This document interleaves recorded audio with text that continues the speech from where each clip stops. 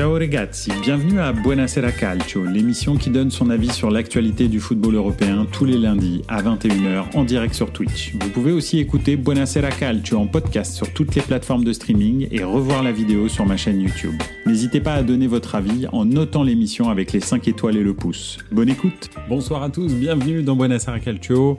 Écoutez, ça me fait plaisir de vous retrouver encore pour une semaine de football européen, alors avec des petites journées quand même en Angleterre et en Italie. Alors l'Angleterre parce que vous savez qu'ils sont dans cette espèce de trêve qu'ils ont instaurée, qui est une trêve, je trouve, très très intéressante. Pourquoi ? Parce que en fait, vous avez toujours des matchs, mais très peu par journée pendant 3 semaines, ce qui fait que toutes les équipes peuvent se reposer 2 week-ends. Donc voilà, c'est plutôt brillant, je trouve, parce qu'en fait, il y a toujours des matchs tous les week-ends à regarder. Donc voilà, et puis l'Italie, c'est parce qu'il y a la Super Coupe d'Italie qui se joue en ce moment en Arabie Saoudite. D'ailleurs, ce soir, il y a la finale qui a commencé, je pense. Inter et Naples sont en train de renflouer les caisses. Voilà, absolument, tu as tout à fait raison. Bonsoir Octonujo. Ouais, tout à fait. Donc oui, effectivement, la Lazio y était, la Fiorentina y était. Le Milan, l'Inter, pardon, y était, et le Napoli aussi, ce qui fait que il y a 4 matchs sur 10 qui n'ont pas pu jouer en championnat d'Italie. Donc 2 petites journées en Angleterre et en Italie, mais sinon le reste des championnats a joué, et bel et bien joué d'ailleurs. Donc voilà, on veut la vraie Ligue des Champions. Bonsoir à tous, ne cherchez plus à savoir qui est le meilleur neuf du monde. Le meilleur neuf est à Turin, il est serbe, j'ai nommé Vlahovic. On va aller chercher le Scudetto cette année malgré la fraude Allegri. Écoute, étant donné que c'est pas le Milan qui va gagner, je te le souhaite très honnêtement. Donc voilà, bon, je préférerais que ce soit la Juve que l'Inter en vrai, parce que y a cette deuxième étoile là qui risque d'apparaître sur leur maillot s'ils gagnent leur 20e titre. Donc ouais, je suis pas super motivé. Donc voilà. Le petit Yildiz est très très très très bien. Là, franchement, ce qu'il fait, c'est vraiment intéressant. Donc bref, enfin. Vlahovic aussi, il s'est redevenu un attaquant, donc ça fait plaisir. Bon, il a volé un but à McKennie, on aura le temps d'en parler, je pense, mais sinon c'est pas mal. La Juve est première quand même avec Allegri comme entraîneur, oui, effectivement, bravo. Bon, alors bien sûr, la Juve est première parce que l'Inter n'a pas joué, c'est quand même aussi la première raison pour laquelle la Juve est première, c'est parce que elle a gagné, mais la Juve n'a pas joué, donc effectivement, elle se retrouve première du championnat. Mais l'Inter a un match en retard qu'ils vont récupérer bientôt, voilà. D'ailleurs, ce match en retard de l'Inter m'a coûté ma journée de MPG ce week-end, parce que effectivement, je pensais que les matchs en retard allaient être intégrés à la journée. En fait, pas du tout. Donc je me suis planté dans mes remplacements. Bon, bref. Écoutez, ce que j'ai prévu ce soir, mais bien sûr. Il y a toujours des digressions dans Buonasera Calcio, donc on discute de ce que vous voulez, bien entendu. Mais sinon, j'avais envie de parler de la CAN un petit peu, de la CAN 2024 qui bat son plein, confirmation et déception. D'ailleurs, aujourd'hui, il y en a eu une sacrée déception, 4-0, la Côte d'Ivoire qui prend à la maison et qui se retrouve un peu en ballottage pour savoir s'ils seront qualifiés dans leur propre CAN. Après vraiment un match mais catastrophique. Donc voilà, on va passer un petit peu en revue les confirmations et les déceptions de la CAN. Des remontadas partout, bah oui, parce qu'en fait ce week-end j'ai vu plein de remontadas, plein de clubs, en plus des grands clubs qui étaient menés et qui s'en sont sortis vraiment à la dernière minute avec des conditions des situations de match un petit peu particulières. Donc voilà, j'avais envie de revenir là-dessus parce que c'était palpitant, c'était très sympa à voir et c'était vraiment indécis jusqu'à la fin. Il y a plein de matchs qui ont été très très cool à suivre. Donc voilà. Et enfin, justement, ça a été aussi une remontada et on va terminer sur celle-là, mais c'est inadmissible Udinese. Bien sûr, les cris racistes qu'a subi Mike Maignan dans le Frioul lors de Udinese et Milan. Donc voilà, on va revenir un petit peu là-dessus.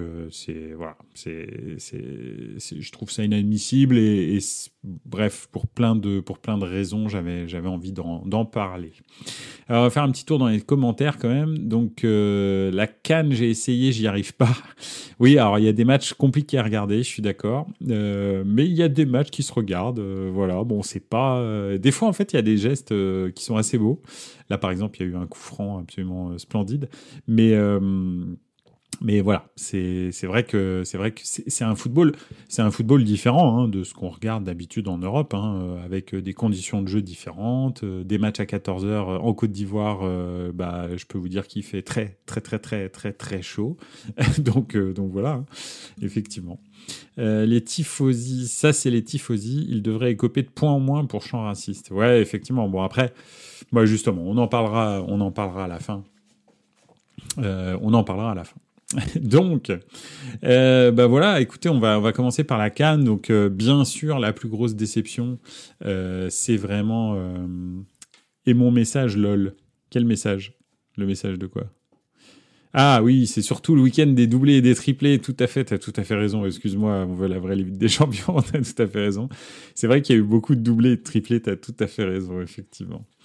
Salut à tous, je suis d'accord. La CAN, c'est comme la Coupe de France. C'est vraiment quand t'as vraiment rien à faire pour regarder ça.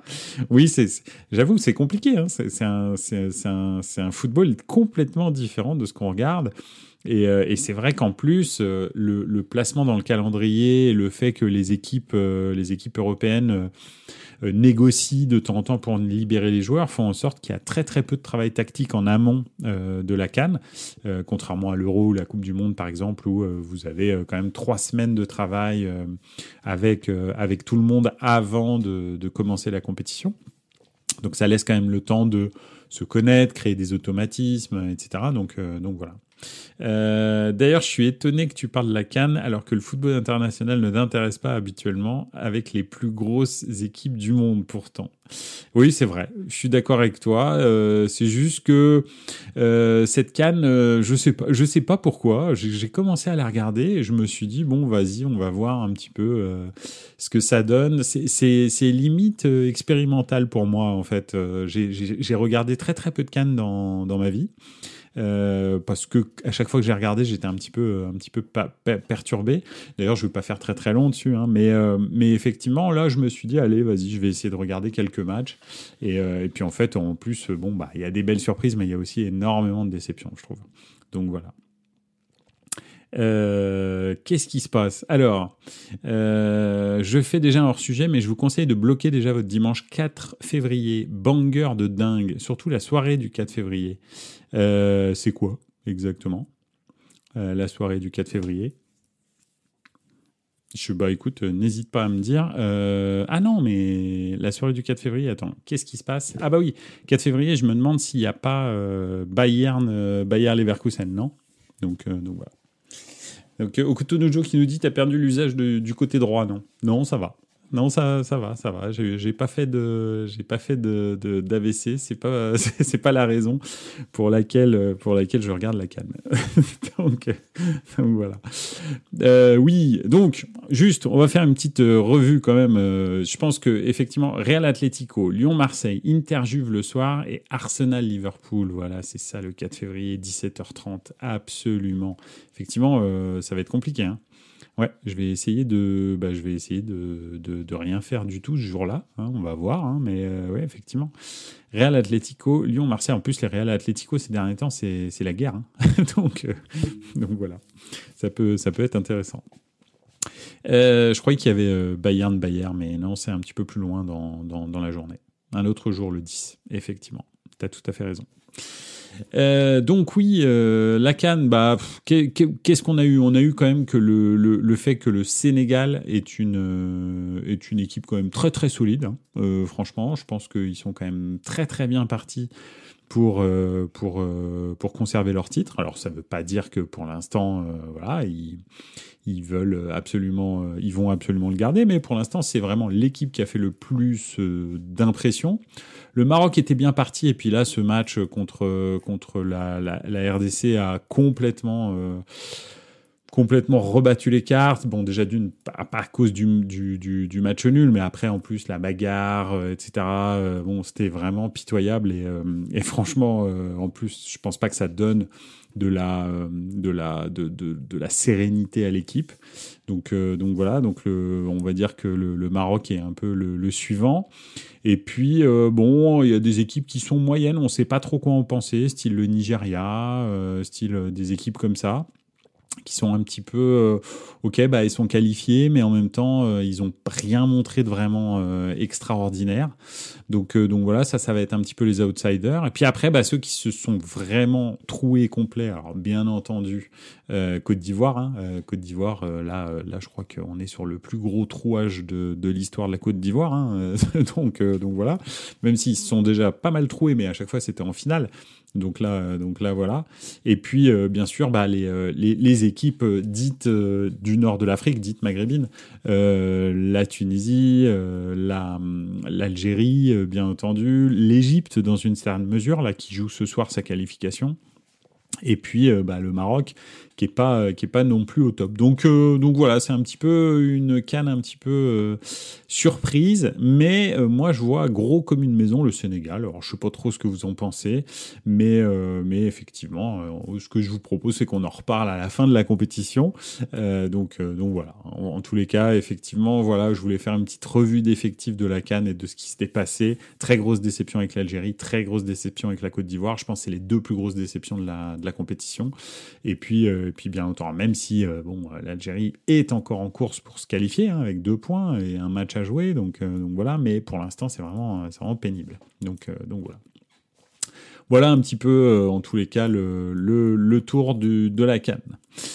Passons à un autre sujet. Alors, déjà, on veut la vraie Ligue des Champions qui nous dit un autre jour, le 10 février, avec Rijon Real et Leverkusen Bayern. Donc, en fait, on a 2 week-ends absolument incroyables d'affilée. Trop bien. Pipovici qui nous dit d'ailleurs l'Inter a un très gros calendrier. Tout le mois de février, ils sont loin d'être champions encore. Ouais. Bah écoute, on verra, espérons, je sais pas. Bon, j'espère pas pour eux, mais pour moi, j'espère qu'ils seront pas champions. Donc voilà. Et puis Milan continue à s'accrocher, mine de rien. Donc on sait jamais. Ils prennent un trou, ils font 2-3 mauvais résultats, tous là, et puis c'est reparti. Entre on veut la vraie Ligue des Champions qui nous dit entre les cris racistes, la bagarre Bordeaux-Nice, la bagarre au Maroc et des arbitrages dignes d'arbitrer en N3, c'était un super week-end. Et effectivement, je suis d'accord avec toi. C'est vrai que c'est pas le meilleur week-end de football qu'on a vécu.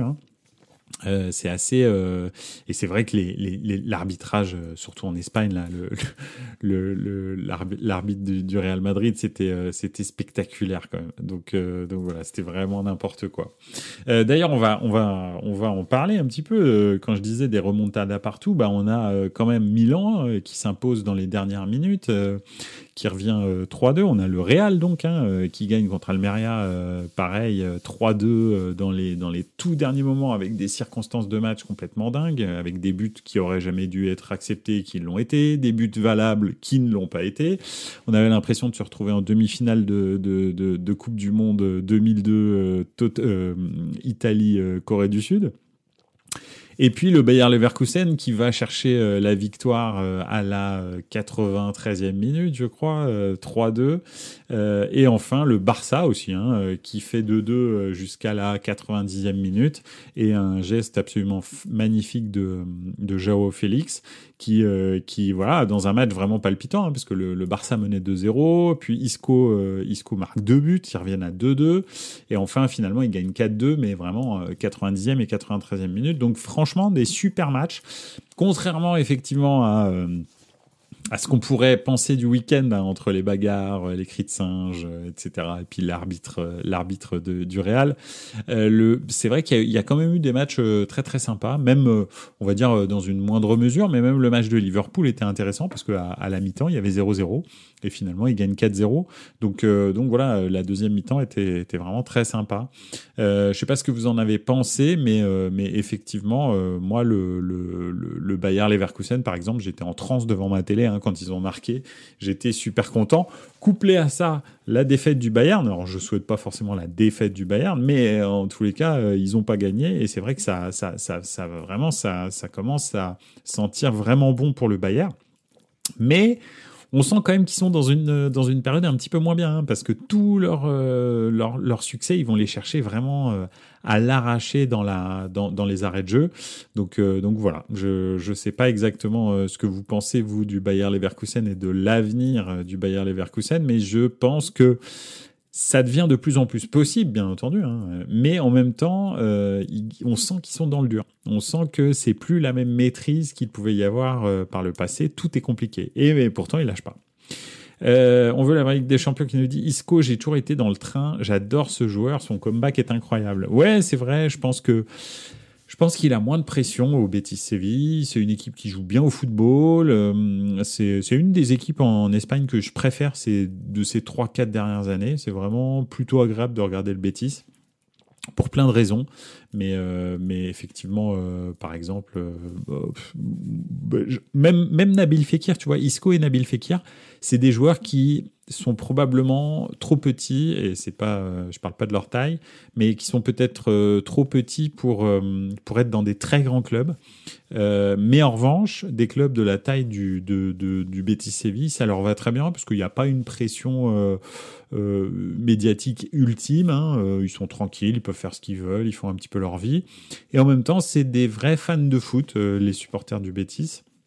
Ce qui fait que, en fait, quand ils font des belles choses, ces deux joueurs-là font des belles choses, ils sont célébrés, et franchement, les gens sont ultra heureux de les avoir. Hein, on a vu que Nabil Fekir était devenu le capitaine, hein, du Betis, là, depuis le départ de leur joueur mexicain qui rentre au Mexique, je me souviens plus de son nom.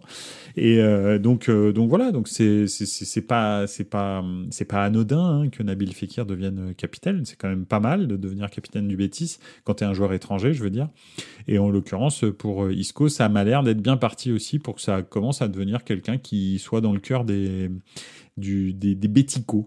Donc voilà. Et puis il y a Joaquin aussi, hein, forcément. Moi, je l'adore. Pour moi, c'est vraiment le foot comme voilà, on l'aime. Le mec est actionnaire de son club. Il a joué jusqu'à 40 ans. Il fait des blagues tout le temps. Là, il est revenu, il est reparti. Enfin bref. Maintenant, il fait partie de la direction. Enfin, c'est fantastique. Moi, j'adore Joaquin. Son état d'esprit, c'est trop top, quoi. Donc voilà.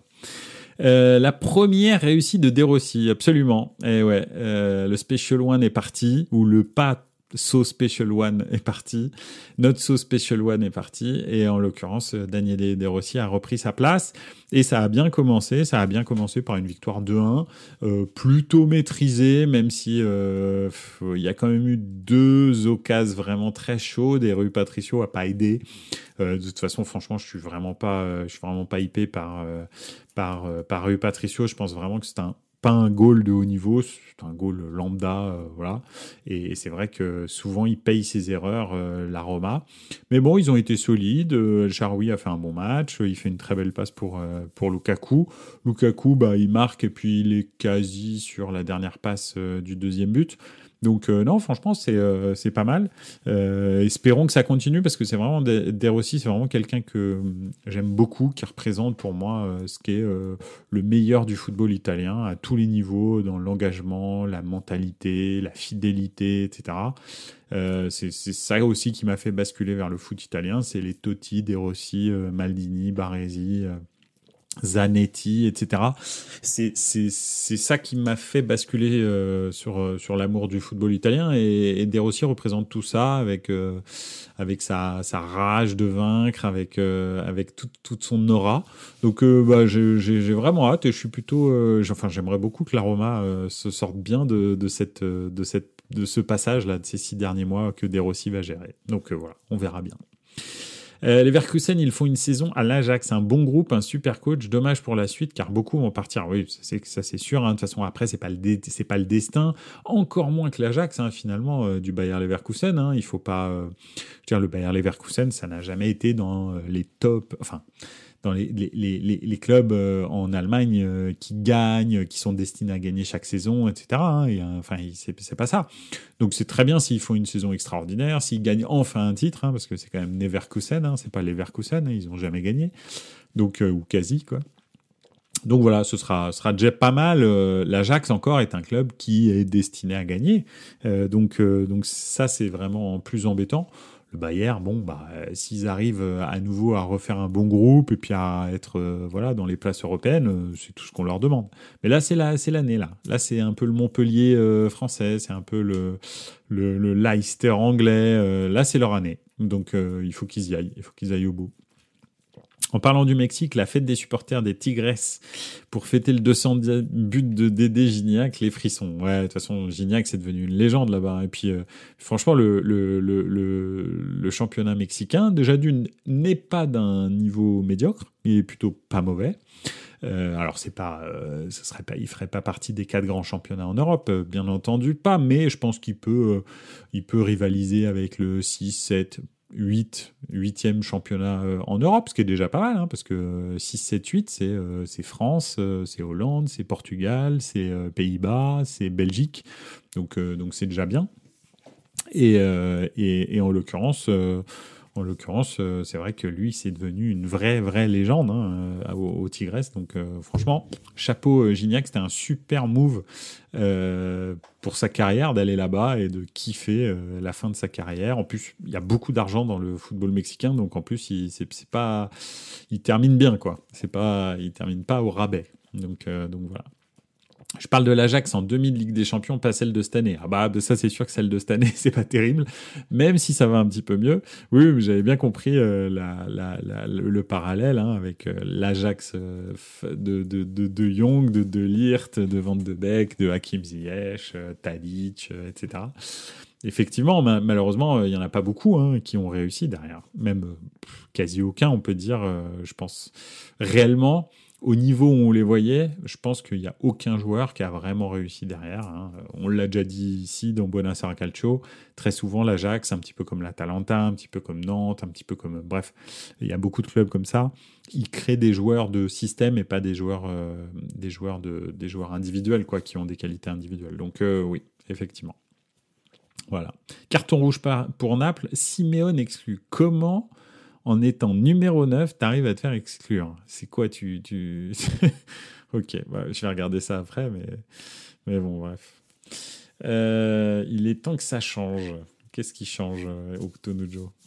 Mais oui, donc oui, beaucoup de remontada. Alors bien sûr, il y a eu la remontada du Real. Hein. Je sais pas ce que t'en penses, toi, mon très cher. On veut la vraie Ligue des Champions, mais c'était quand même toutes les décisions qui ont été prises par la VAR et par l'arbitre, d'ailleurs.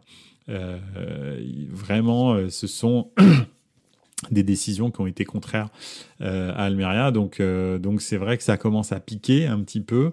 Le match est vraiment, tout est à la limite. Alors, tout peut s'expliquer. Je peux comprendre certaines décisions, même le but de Vinicius.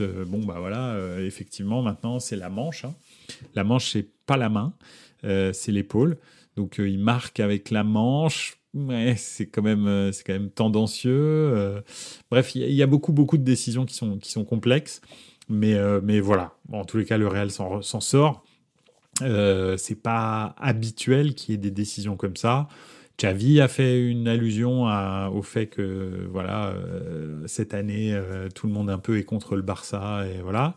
Et puis bien sûr, alors le joueur d'Almeria, je me souviens plus son nom, mais effectivement le joueur d'Almeria, lui carrément il dit aujourd'hui il y a des gens qui ne voulaient pas que Almeria gagne, donc je sais pas, j'irai pas jusque là, mais je peux comprendre la position. Donc voilà.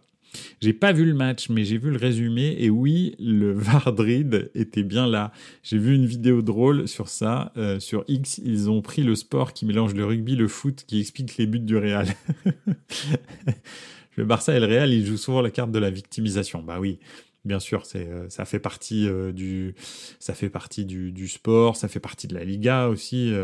On va dire que s'il n'y a pas les invectives entre les dirigeants du Real et les dirigeants du Barça, c'est pas la Liga et ça fait pas monter les ventes de journaux, les audiences des matchs, etc.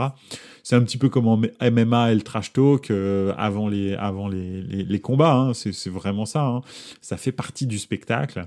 Donc oui, c'est vrai qu'ils jouent beaucoup la victimisation. Un coup c'est l'un, un coup c'est l'autre. Ça change pas que voilà. D'ailleurs, un qui fait bien ça, c'est Allegri, hein, qui après avoir été au cœur du système Juve pendant des années, du Juve qui était quand même un petit peu bizarre, on va dire. Qui dit qu'il joue aux gendarmes et aux voleurs parce que les voleurs se sont enfuis et qu'il leur court après. Bien sûr, teinté des décisions arbitrales un petit peu bizarres qu'il y a eu pour l'Inter ces dernières journées. C'est marrant à entendre et ça fait tout autant partie du spectacle que ce qui se passe entre l'Inter et le Real. Donc, entre le Real et le Barça. Donc voilà. Donc moi ça me dérange pas. Je trouve ça plutôt bien. Au contraire, je trouve que ça fait monter un petit peu le spectacle en épingle et c'est cool. Donc voilà. De toute façon, dans tous les championnats, les gros sont avantagés, que ce soit en France avec Paris, en Espagne avec Madrid et le Barça, au Portugal avec Porto, Italie, Inter et Juve. C'est vrai, je suis d'accord, excepté, et c'est quand même à noter, le Milan. Donc, nous, on se fait enfler dans 100% des cas. Je ne sais pas ce qui se passe, on n'est pas respecté. Dans les instances, on n'est pas respecté. Il y a un problème, je ne sais pas ce que c'est, mais bon, bref. Excusez-moi, j'ai un petit chat dans la gorge. Donc oui, voilà. En tous les cas, c'était un week-end de foot qui était plutôt sympa. Moi, j'ai trouvé ça bien. Il n'y a qu'en Angleterre où il n'y a pas de traitement de faveur pour les gros. Oui, c'est vrai, limite. Peut-être dans l'autre sens, c'est vrai qu'Arsenal a payé cher ces derniers temps des décisions un petit peu litigieuses. Attention, elles n'étaient pas contraires parce que c'est vrai qu'à chaque fois, c'était est-ce que la balle est sortie, pas sortie, et puis on voyait pas bien sur l'image, mais à chaque fois, les décisions étaient prises contre eux et pas en faveur du gros. Donc oui, je pense que la Première Ligue... Après, la Première Ligue, le truc, c'est qu'ils ont les reins très très solides et ils ne dépendent pas des gros. En fait, c'est ça le truc. C'est que ils sont arrivés au fait que l'institution Première Ligue soit pas plus petite que les gros clubs du championnat. Chose qui n'est pas vraie en France. En France, la Ligue tremble dès que le Paris Saint-Germain éternue, ou Marseille fait vraiment une très mauvaise saison, par exemple. Il n'y a plus vraiment d'intérêt à regarder la Ligue 1. C'est exactement la même chose avec le Real et le Barça. Hein. Les droits de la Liga sans le Real et le Barça, je sais pas combien c'est, mais c'est que dalle. Et donc ça, c'est vrai que c'est pareil un petit peu aussi en Italie. En Italie, c'est vrai que voilà. Alors, c'est vrai qu'il y a quand même 6 ou 7 gros clubs en Italie, mais bon. La Juve et l'Inter, j'ai du mal à le dire, mais sont les deux locomotives du football italien en ce moment. La Juve parce que c'est le club le plus supporté à travers l'Italie, et l'Inter parce que c'est le meilleur club italien en ce moment. On le voit, hein, finale de Ligue des Champions, gagner le championnat, finale de Ligue Europa, etc. Bon voilà, hein, c'est le meilleur club italien. Donc voilà. C'est surtout qu'on laisse jouer en Angleterre. Je me souviens de Nasri et de Lacazette qui prenaient leur premier gros tacle. Ils étaient surpris que l'arbitre ne siffle pas. Oui, ça c'est vrai. Je suis absolument d'accord avec toi. Ça c'est vrai que l'intensité physique, les premiers matchs au début, effectivement, c'est compliqué. Hein. D'ailleurs, tu le vois, en France, il y a énormément de cartons, de cartons rouges, beaucoup plus qu'en Angleterre. Donc oui, je comprends ce que tu veux dire. Aucune ambiance en Arabie Saoudite. Ouais, effectivement, il paraît que l'Arabie Saoudite était vraiment dégoûtée que Milan et la Juve soient pas qualifiés pour cette super coupe. Et les gens en fait se sont plaints d'avoir à aller regarder Naples, la Fiorentina, etc. Donc effectivement c'est un vrai problème. Et la Lazio, c'est un vrai problème parce que effectivement ce qu'ils attendaient c'est Milan, Inter, Juve et puis un quatrième, ils s'en foutent n'importe lequel. Mais et Naples, pourquoi pas, parce que c'est quand même en ce moment le club un peu le plus le plus, on va dire, connu, enfin qui performe le mieux en Italie après les trois gros. Donc oui, ils sont dégoûtés et d'ailleurs, je crois que la Lega Calcio est en train de repenser un petit peu la Supercoupe qu'ils vont vendre à l'Arabie Saoudite parce que il est vraiment pas sûr qu'ils la rachètent si c'est pour se taper encore une équipe, des équipes en bois qui n'intéressent pas en fait le public saoudien. Donc voilà, parce qu'il y a une très très grosse communauté qui supporte la Juve et le Milan et l'Inter au Moyen-Orient, hein, bien entendu. Donc voilà, donc c'est pour ça que c'est le sujet. Alors, on dirait Etihad Stadium. Ben Arfa s'est fait découper. Ben Arfa. Oui, Ben Arfa, oui. Effectivement, il s'est fait découper, mais c'était De Jong, hein, je crois, qui lui pète le tibia, hein, il me semble. Il me semble que c'est lui. Cotonou et après, il y avait juste eu une remise en jeu de l'équipe adverse. Oui, effectivement, ouais, je suis tout à fait d'accord.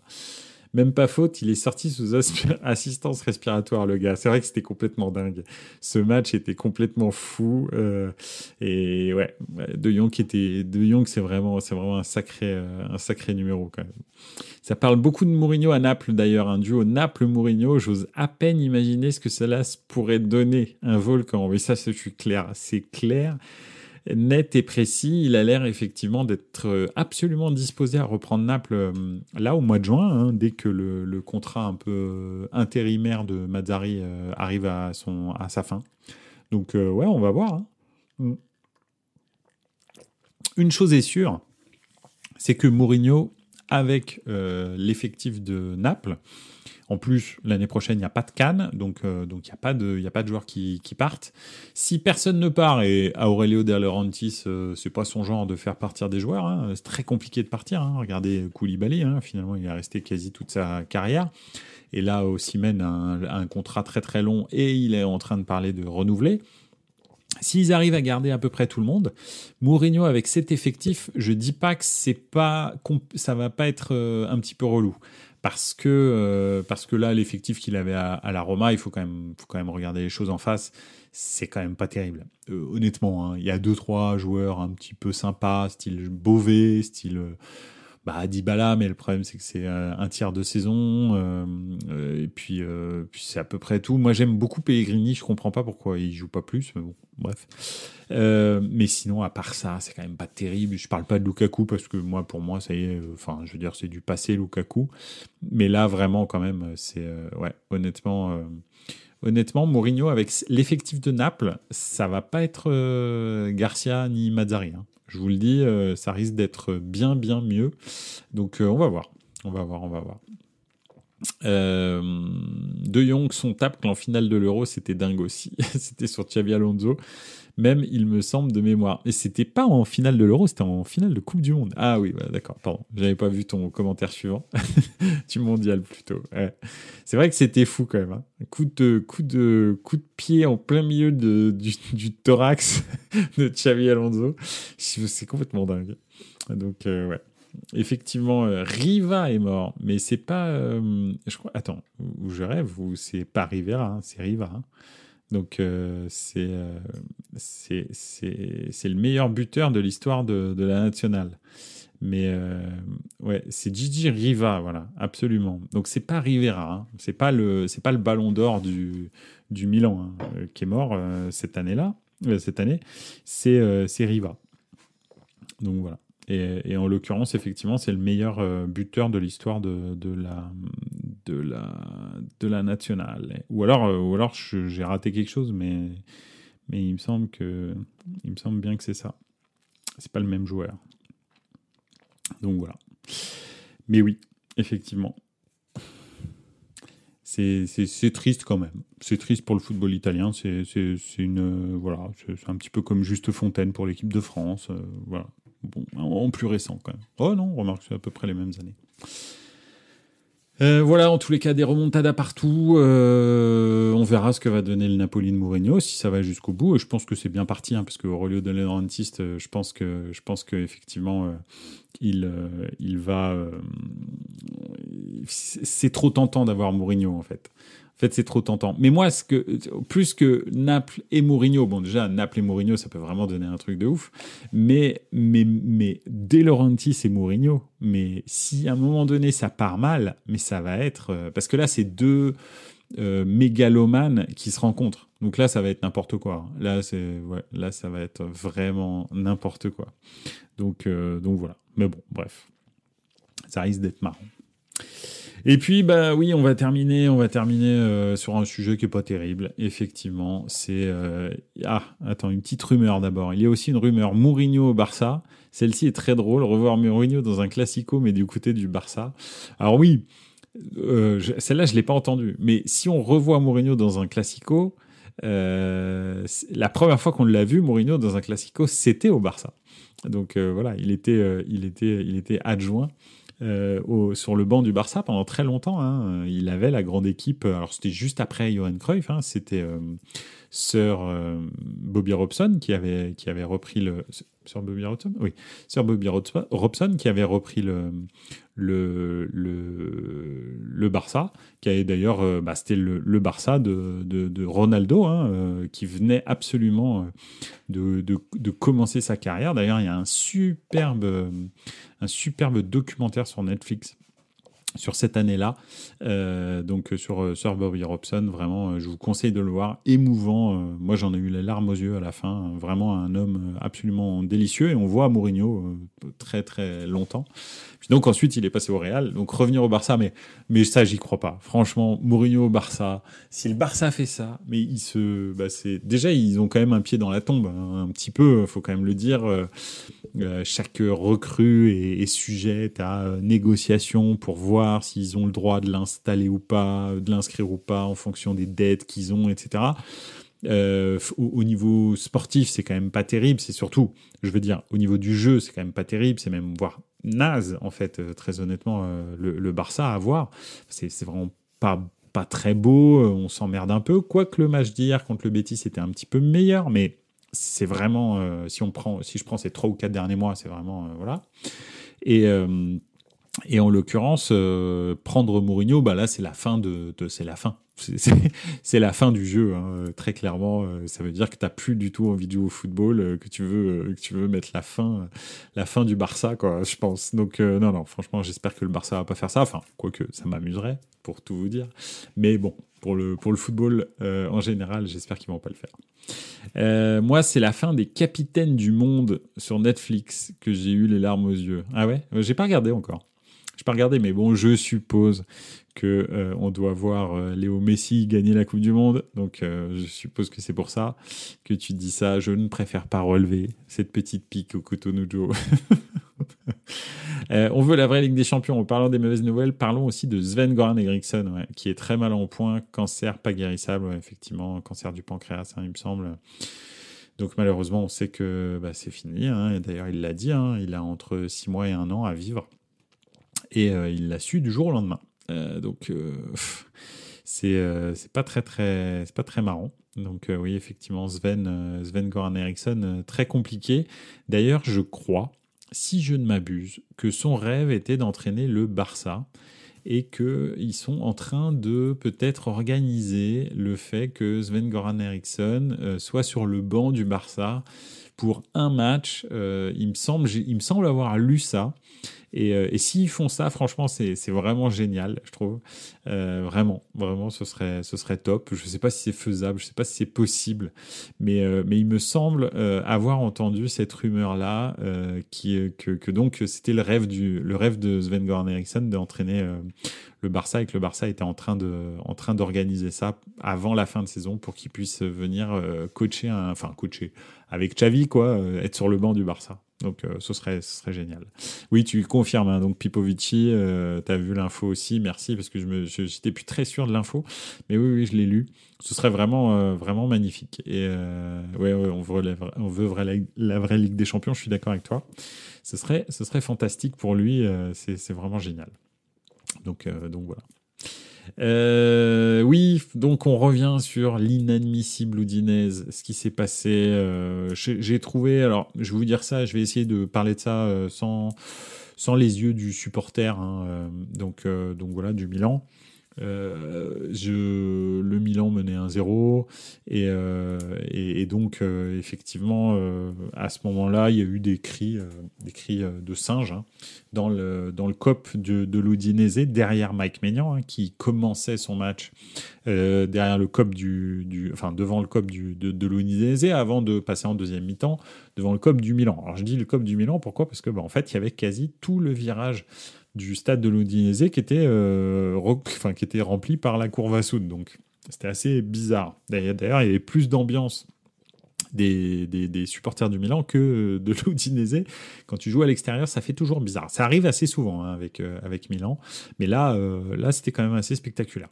Donc bref, il y a des premiers cris. Mike Maignan prévient l'arbitre, lui explique ce qui se passe, décrit même les gestes, et puis finalement, effectivement, ça se reproduit derrière et il décide de sortir du terrain. Donc, en informant l'arbitre d'abord, l'arbitre met fin au jeu pendant 5 minutes. Et effectivement, pendant 5 minutes... alors, toi, tu dis c'était pas dans le virage, mais en tribune, les cris... moi, j'ai vu des vidéos où les gens sont juste derrière le but. Hein. Donc voilà, avec d'ailleurs des phrases qui sont pas terribles, que je vais pas répéter ici, mais ouais. Donc oui, on veut la vraie Ligue des Champions. La Côte d'Ivoire a pris 4-0, absolument. C'est ça l'histoire. Ils ont pris 4-0. Ils sont ouais, c'est chaud. Ça. C'est très très chaud. Quand tu joues à la maison, il paraît que dans le stade c'était un silence de cathédrale. J'ai pas vu le match, mais il paraît que c'était un silence de cathédrale. C'était fou. Donc oui. Alors je reviens à mon histoire. En l'occurrence, donc Mike Maignan décide de sortir du terrain et pendant 5 minutes, Yacine Adli est le premier qui le suit, hein, parce que Yacine Adli, ça a l'air vraiment d'être son pote. Donc voilà. Et en l'occurrence, tous les joueurs finalement du Milan sortent du terrain et rentrent au vestiaire. À ce moment-là, en fait, bien sûr, l'arbitre a arrêté le match, mais il faut pas que les joueurs du Milan sortent du vestiaire, sinon ils peuvent perdre sur tapis vert, sortent du terrain, parce qu'ils peuvent perdre sur tapis vert le match. Donc Ibrahimovic intervient et dit à tout le monde, bon écoutez, on y retourne parce que ce qu'on doit faire, nous, c'est gagner. Au contraire, pour leur fermer leur gueule. En gros, hein, c'est un peu ça qu'il leur dit. Finalement, 5 minutes après, il y a des annonces. Il y a 2 annonces dans le stade. 5 minutes après, ça reprend, le jeu reprend. Il n'y a plus vraiment d'insultes, en tous les cas, à caractère raciste. Donc voilà. Mais le jeu reprend. Bien sûr, Mike Maignan n'est pas forcément dans son assiette. D'ailleurs, Milan prend un but très rapidement. Égalisation 1 partout. Puis ensuite 2-1 sur une superbe action de Florian Thauvin qui a d'ailleurs fait une rentrée extraordinaire. Je savais pas qu'il jouait encore au foot. Honnêtement, je l'ai découvert là. Enfin, je savais qu'il était à l'Udinese, je savais qu'il était remplaçant, mais là, sa rentrée m'a vraiment surpris. Donc voilà. Et puis finalement, Milan arrache la victoire par Okafor dans la dernière minute. Honnêtement, c'est vraiment extraordinaire ce qui s'est passé. Et en même temps, ces cris-là de singe, toi tu disais au Cotonou Joe un petit peu avant qu'il fallait retirer les points au club et tout.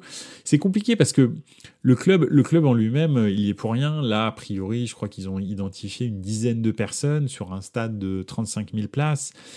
Tu vas sanctionner, 10 cons sur 35 000, je te garantis, c'est certifié sur facture, hein, parce que comme disait Coluche, la connerie, c'est le truc le mieux réparti. T'en auras toujours.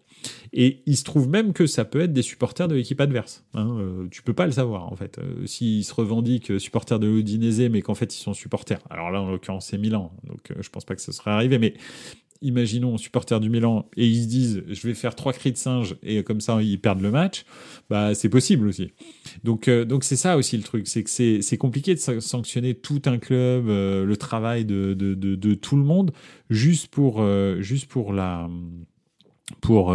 les 10 blaireaux, même on peut aller plus loin, 10 connards qui disent des choses qui sont vraiment ridicules en 2024.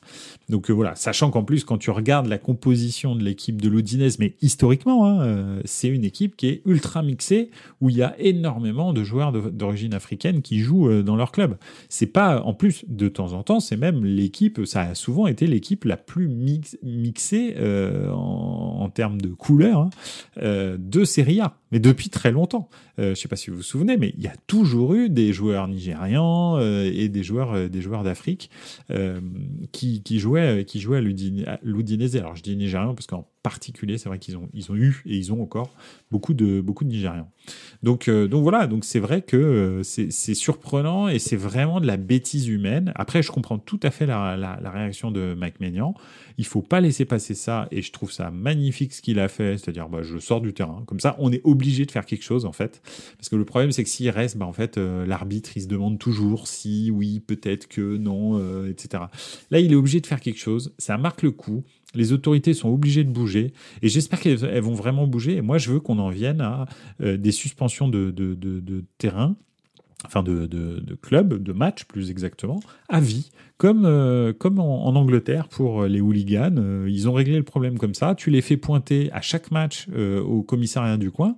Tu vas voir, ça y est, ça va s'arrêter. Hein. Malheureusement, il va y avoir quelques exemples et ce sera terminé.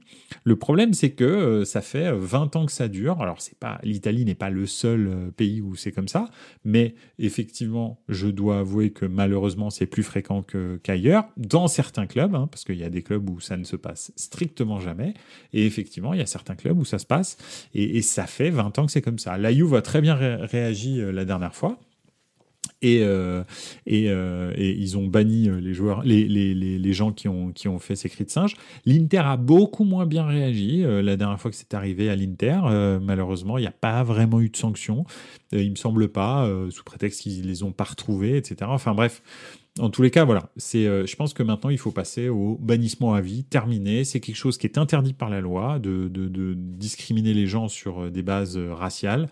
Donc, c'est simple, c'est comme ça. Tu enfreins la loi, tu joues plus. Voilà, c'est réglé, c'est comme ça. Tu regarderas les matchs à la télé, et encore dans un commissariat. donc voilà. Alors, qu'est-ce qui se passe Alors... La mort de l'ancien joueur italien a été su avant le début du Naples-Inter. Du coup, minute de silence, on entend que les sifflets des Saoudiens à vomir. Ah oui, effectivement. C'est pas terrible. Oui, donc oui, il y a la vidéo de Team Serie A sur X, effectivement, ouais, tout à fait. C'est celle où on voit les gens qui crient des choses, des insanités à Mike Maignan derrière le but, en fait. C'est plus pour déstabiliser car Milan venait d'ouvrir le score. Ouais, non, mais ça, je suis d'accord, mais c'est pas comme ça que tu te déstabilises. Tu insulte-le de ce que tu veux, mais pas. Enfin, et encore. Mais en tous les cas, enfin, je veux dire, il y a aucune. Malheureusement, c'est interdit par la loi de discriminer les gens par leur race, leur religion ou des choses comme ça. Donc, c'est un truc que tu ne dois pas faire. C'est simple. C'est interdit par la loi. Donc là, voilà. Le racisme en Italie est dingue. J'ai toujours en mémoire le doc de Dacour et les parents de Balotelli qui expliquaient qu'à chaque match de jeune, il se faisait insulter et ses parents ne lui disaient rien. Ouais, c'est clair. Non, mais c'est malheureusement, ça, c'est vraiment le côté obscur de la force du football italien. Et c'est pour ça qu'il faut absolument taper du poing sur la table, quoi. Maresca, il a bien joué le coup et il a été à l'écoute de Mike. Ouais, tout à fait. Il a pris le temps, il a discuté avec lui, il l'a rassuré. Il s'est pas braqué, il l'a écouté et il lui a expliqué ce qui était prévu par la Lega Calcio. Parce qu'il y a un protocole qui est prévu par la Lega Calcio depuis les derniers incidents qu'il y a eu au Juventus Stadium et à San Siro. Mais c'était bien sûr l'Inter.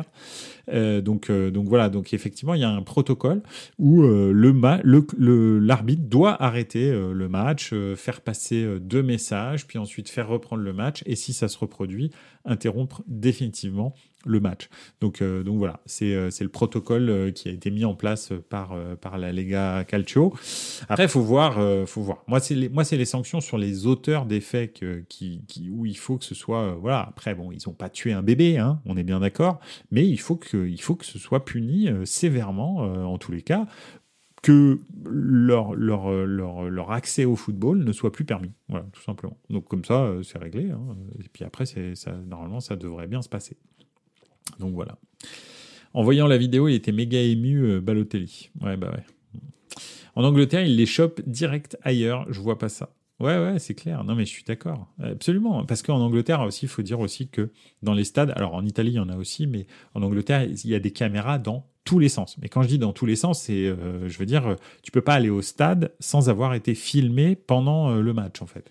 Donc, si tu fais une connerie, c'est sûr on a ta tête, et si on a ta tête et ton emplacement, on a ton nom. Donc voilà. Donc c'est sûr, ils se font choper. Dans les stades en Italie, on n'en est pas encore là. Il y a des caméras, mais c'est assez grossier. Donc de temps en temps, quand c'est une caméra qui prend un très grand angle, par exemple à San Siro où le toit est super haut, si tu es en bas dans la courbe nord de l'Inter et que tu racontes des conneries, on va avoir du mal à identifier ton visage, etc. Donc il y a aussi ça qui joue. Hein. C'est juste qu'en Angleterre, leurs stats sont up-to-date, quoi. Ils sont quand même assez neuf. Donc voilà. Goal de Martinez, apparemment, Lautaro Martinez qui marque a priori en Supercoupe d'Italie. Je regarde pas le match, je vais peut-être jeter un œil là, juste après Buonasera Calcio. Donc voilà. Voilà un petit peu. En tous les cas, je voulais juste revenir là-dessus.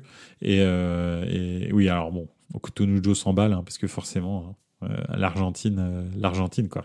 L'Argentine a marqué, quoi. Je pense que Lautaro Martinez est le meilleur attaquant du monde à l'heure actuelle. Très honnêtement, faut le dire. Certainement le meilleur neuf. Je ne sais pas ce que vous en pensez. Pipovici, on veut la vraie Ligue des Champions. Et puis Coutinho, et puis peut-être d'autres qui suivaient le stream. Mais moi, je pense qu'à l'heure actuelle, en numéro 9, je parle. Après, tu peux me dire que Jude Bellingham est au-dessus, tout ça. Bien sûr, je te dis pas que c'est le meilleur joueur du monde, Lautaro Martinez.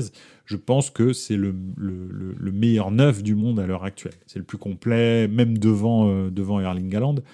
Alors, parce que cette saison de Erling Haaland n'est pas terrible, mais même, je trouve qu'il est plus complet qu'Erling Haaland, en fait.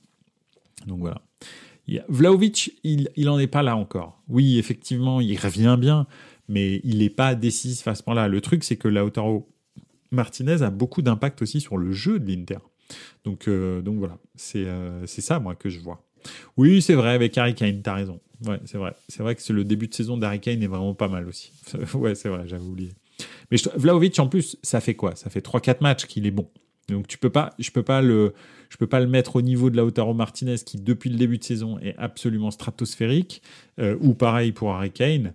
Mais Vlahovic, c'est bien. Là, il revient un petit peu à son niveau qu'il avait à la Fiorentina. C'est super. Il a mis 3 ans pour que ça arrive. Alléluia, mes frères. Maintenant, c'est pas parce qu'il y a 3 matchs d'affilée que ça y est, c'est la fête. Oui, parce que Yildiz, c'est un vrai bon joueur. Parce qu'on veut la vraie Ligue des Champions, on nous dit, depuis qu'Yildiz est titu, il est en feu Vlahovic. Oui, parce que Yildiz, c'est un vrai joueur, c'est un vrai bon joueur de foot. C'est ce que je disais. Franchement, Yildiz, ce que je disais tout au début de l'émission, Yildiz, très très bon. Franchement, très bon joueur. Ouais, j'avoue, ses prises de balles, tout ça, tu vois que c'est chaud. Il y en a un qui était en feu aussi, c'est Lamine Yamal hier. Honnêtement, au début, les premiers matchs, il était comme ça. Puis après, il s'est un peu éteint. Et là hier, très très bon. Güler, Yildiz, attention au Turc à l'Euro. Ouais. Écoute, Arda Güler, pour l'instant, il a du ballon, mais j'ai pas encore vraiment de match référence où je peux me dire, ah ouais, là c'est chaud. Il a du ballon, c'est vrai, ça se voit. Mais déjà, son état d'esprit, il est un petit peu bizarre. Mais bon, après, on verra. Il dit c'est plus spontané, c'est plus peut-être moins talentueux, mais plus QI football, quoi, tu vois. Arda Güler, ouais, c'est un peu état d'esprit Ronaldo, quoi. Donc Ronaldo CR7. Donc voilà. Et Osimhen en 3. Ouais, c'est vrai. Je suis d'accord, mais bon, Osimhen, là, il a du mal cette saison quand même. Tu sais, puis en plus, il a été blessé un bon moment. Donc, cette saison, c'est la même chose. C'est pas... Moi, je l'ai juste sur la saison. Je dis pas intrinsèquement, parce que peut-être que mon classement serait différent. Mais sur la saison, pour l'instant, c'est vrai que Lautaro Martinez, Kane, il se détache vraiment de tout le reste, en fait. Les autres buteurs, tu vois, au Barça, il n'y en a pas. Au Real, il n'y en a pas.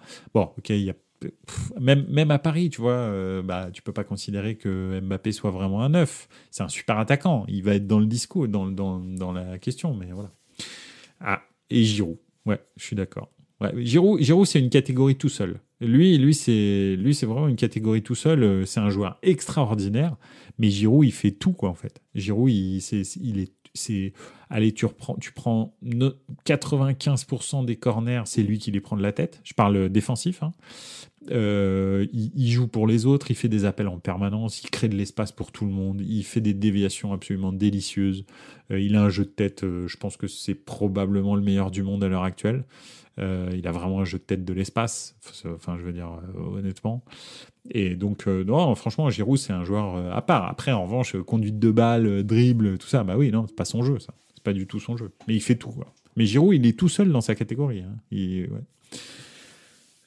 Osimhen, Vlao, Lautaro Martinez, on a quand même de super attaquants en Serie A, on s'en rend pas bien compte. Ouais, c'est clair, bien sûr, t'as tout à fait raison.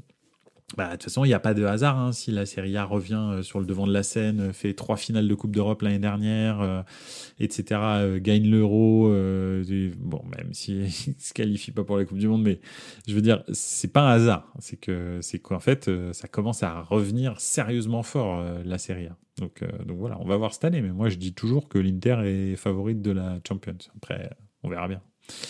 This is the Giroud. Yes. Yes, is the Giroud. Pipovici, beaucoup de passes cette année. Ouais, ah oui, pour Giroud, absolument. Giroud, il pourrait jouer 6, c'est probable. Charles de Catteller. Non, mais là, t'abuses, Okutonujo. T'abuses. J'aime beaucoup l'Atalanta, mais Charles de Catteller, pour l'instant, déjà, laisse-le redevenir un joueur de foot, ce sera déjà pas mal. Et puis après, on verra où il se place. donc voilà. Bref, bah écoutez, c'est tout pour ce soir. Hein. Buonasera Calcio, on a fait un petit tour de la semaine. Zirkzee, Gudmundsson, oui, mais ça c'est les espoirs pour l'instant. Il y a pas de, je suis d'accord avec toi, Pipovici, c'est des bons numéro 9, hein. Mais c'est les espoirs. Et il y a Sesko aussi. Moi perso, je kiffe Sesko.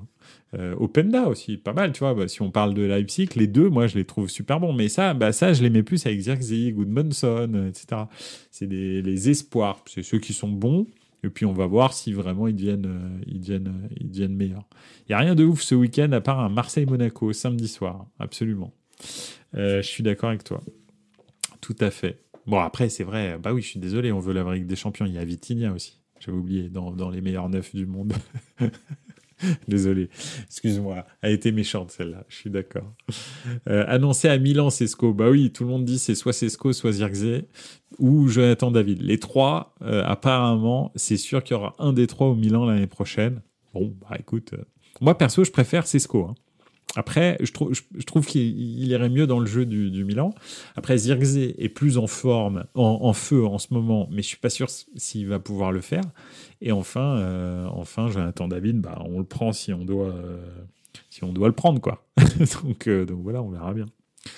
Enfin, bref. Ouais, c'est Sesko le chanteur. Non, c'est pas lui. c'est pas lui.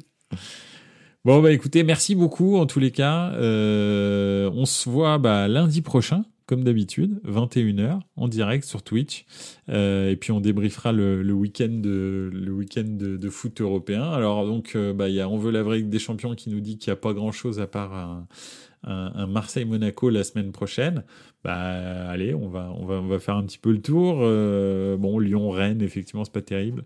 Je suis d'accord avec vous. En Espagne, tout ça, il n'y a que dalle vendredi. Rien à regarder. Enfin, il y a des trucs, hein, mais c'est rien à regarder. Marseille-Monaco, donc à 21h samedi soir. Ensuite, en Espagne, ouais, non, rien de spécial. En Allemagne, vraiment... Ouais, il y a un petit VfB Stuttgart Leipzig, le 3e contre le 4e, samedi à 15h30. Bon, ça peut se regarder. Un Milan-Bologne. Non, franchement, Milan-Bologne, très bien. Hein. Le Bologne-Milan était très difficile. Milan a gagné 2-0, mais on s'était fait secouer sérieusement. Donc le Milan-Bologne, ça peut être pas mal. Le Juventus-Empoli qui a gagné 3-0 ce week-end. Ça faisait très longtemps qu'ils n'avaient pas gagné 3-0, donc... allez savoir. Et enfin, le Atalanta Bergame Udinese. Hein, donc là, malheureusement, hein, je suis désolé, mon Okutonujo, mais c'est un peu le derby des cris de singe. Donc, parce que l'Atalanta, l'année dernière, avait été pris aussi à ce jeu-là. donc voilà. Et enfin, dimanche, un superbe Paris Saint-Germain-Brest, le premier contre le troisième. Tu peux pas me cacher ça. On veut la vraie Ligue des Champions, c'est pas possible. Donc voilà. Et puis, ouais, non, Atlético Valence. Franchement, ça aurait été une super affiche il y a 10 ans ou peut-être 15 ans. Bon, là, c'est quand même le 5e et contre le 7e. Donc ça peut se regarder. Et en Allemagne, vraiment, il n'y a pas grand-chose, bon, à part le Stuttgart-Leipzig. Et puis Fiorentina-Inter à 20h45 dimanche soir. Ah non, c'est pas mal. Et Lazio de Rome-Naples. Ah non, pas mal, ça va. Tu m'as fait peur en fait. On veut la Ligue des Champions, ça va. Il y aura quand même des matchs à regarder. Naples-Lazio et non, c'est bien quand même. Naples-Lazio, Fiorentina-Inter, ça peut se regarder. Donc voilà. Ils ont crié sur Vlao l'ADA. Oui, absolument, c'est vrai. Ouais, il y avait eu aussi des chants de Zidane, enfin des chants, voilà, bref, pas terrible pour Vlahovic. Pareil pour Ibrahimovic d'ailleurs. Regarde le calendrier de l'Inter. Ouais, ils font quoi l'Inter? Ils sont sur un trend extraordinaire. Alors, Fiorentina Inter, non. Le calendrier. J'arrive. Ah oui, ici. Le calendrier. Rencontre à venir. Ils ont Fiorentina, Juve, AS Rome, Salernitana. Bon, ça va. Puis ensuite, Atlético.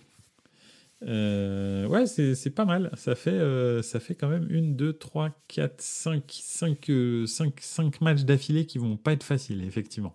Avec une petite pause Salernitana, mais sinon, c'est vrai que Fiorentina, Inter Juve, AS Roma Inter, et ensuite Inter Atlético, ouais, ça peut être. Ouais, ça peut s'accélérer, tu as tout à fait raison. Intéressant à regarder dans le futur, le calendrier de l'Inter. Peut-être que ça va un petit peu calmer tout le monde. Bref. Écoutez, voilà. Merci beaucoup d'avoir été là. On va débriefer tous ces matchs parce que ça va, il y en a quand même quelques-uns à regarder le week-end prochain, la semaine prochaine. Merci encore d'avoir été là. Ça m'a vraiment fait plaisir de discuter avec vous. N'oubliez pas, bien sûr, les 5 étoiles sur Apple Podcast si vous écoutez en podcast ou bien le petit pouce sur YouTube si vous regardez la vidéo sur YouTube. En attendant, je vous souhaite une excellente soirée et n'oubliez pas. Ciao les gars, ciao ciao.